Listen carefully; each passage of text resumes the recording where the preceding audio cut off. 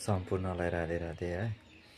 म चाहिँ अब केही जान्दिनँ। अब मतलब न मलाई यो भिडियो एडिटिङ गर्न आउँछ, न फेसबुकमा त्यो कसरी सेटिङ मिलाउन आउँछ, केही आउँदैन मलाई। अनि र पनि मैले युट्युबमा हेरेर अब क्लास 5मा 3 पल्ट फेल भएको मान्छे के आउनु र अब होइन। र पनि मैले यस्तो लाग्यो कि युट्युबमा हेरेर मैले सिकेर भिडियो अपलोड गरेँ भने हालेँ भने सायद कतै होइन अब हजुरहरू जस्तो ज्ञानी बुद्धिजीवी मान्छे हुनुहुन्छ जहाँसम्म मेरो यो भिडियो पुग्छ होइन, अब मलाई सपोर्ट गर्नुहुन्छ नि त। मैले जानिनँ छु भने पनि सिकाउनुहुन्छ, अगाडि बढाउनुहुन्छ। तपाईँहरू यति ज्ञानी हुनुहुन्छ, यति बुझकी हुनुहुन्छ।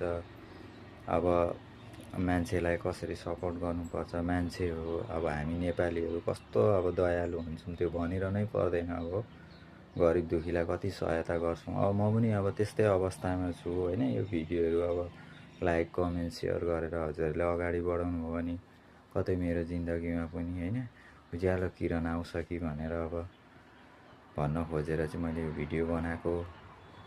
अब होइन अब तपाईँहरूलाई नराम्रो लाग्यो मैले भनेको जस्तो लाग्छ भने पनि अब के भन्नु, अब लाइक कमेन्ट गर्नुभयो भने राम्रै हो। अब गर्नु भएन भने पनि जबरजस्ती गर्नुहोस् मेरो भिडियोमा लाइक कमेन्ट भनेर त भन्नु सक्दिनँ।